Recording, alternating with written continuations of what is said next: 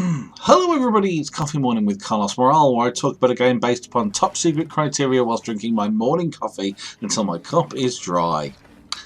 Today we're going to be talking about Mages of Mystralia. Today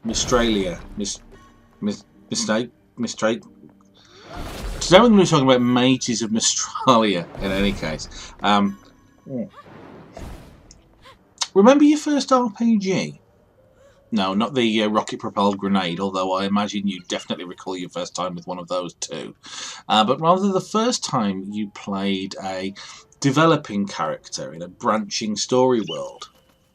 Getting really invested in the storyline and thinking about the characters, after you've shut the game down.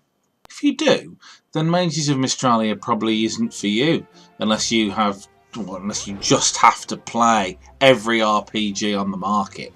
But only because Mages of Mystralia plays like Fisher-Price child's first RPG, ages 7 and up. You play as Harry Potter, Luke Skywalker, Twilight Sparkle, Katniss, Neo, Poe, Link. Oh, crikey. You're the chosen one.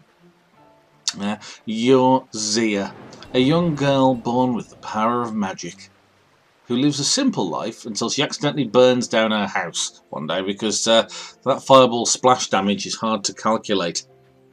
Anyway, everyone's scared of magic for plot reasons, but magic is the only thing that can save the world from the evil plot development.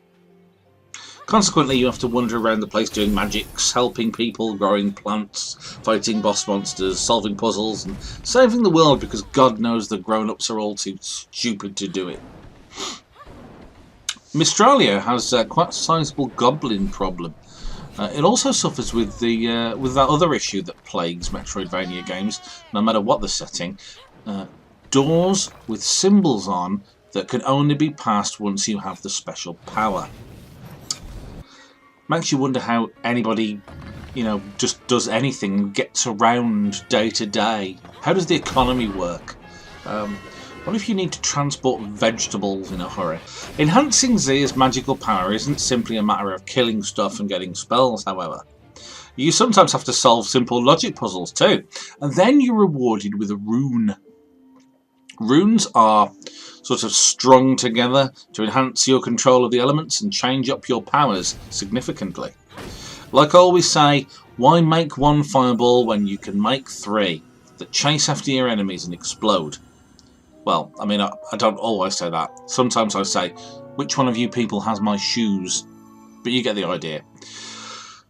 There are people to meet and interact with on a basic level. Not much beyond them saying, hey, I've got this magic thingy of what's name and you want to buy it for 75 green blobs? Of course, you do want to buy it, because who wouldn't want one of those? Very occasionally, people might ask you to do a small job for them, like finding some missing objects. Usually these objects are offensively close to the person in question, to the point where you wonder how these people manage to remain both upright and breathing when you're not around. What the main world of the game lacks in sophistication, however, it's made up for by some fun puzzles and boss fights that will require more than 1 second's thought to get past. Not much more, but at least there is something to solve, and working things out makes you feel smart. Since some of the puzzles require you to have specific rune setups to be able to complete them, the game will even drop you a hint if you don't have the necessary runes to beat a puzzle yet, which is super helpful. It stops you banging your head against a brick wall when what you really need is a mallet, or, giant wrecking ball, or a stick of dynamite. I'm not a demolitions guy. Mages of Mystralia is an often charming game which some players will grow extremely fond of. Although it's probably not going to engage the veteran role-playing game fan, newbies and youngsters could have a good time without feeling like they've played through this story 20 or 30 times before. Thanks ever so much for watching today's video on Mages of Mystralia. I do hope very much that you've enjoyed watching it, and if you have, please don't hesitate to leave a like somewhere where you found this video. That'll get back to me and, you know, encouragement. It's like giving me a virtual cuddle and saying thank you. Anywho, thanks very much for watching today's video. As I've already said, oh dear, no, so I'm just going to thank you once again for your time, and I'll see you again in the next one. Bye.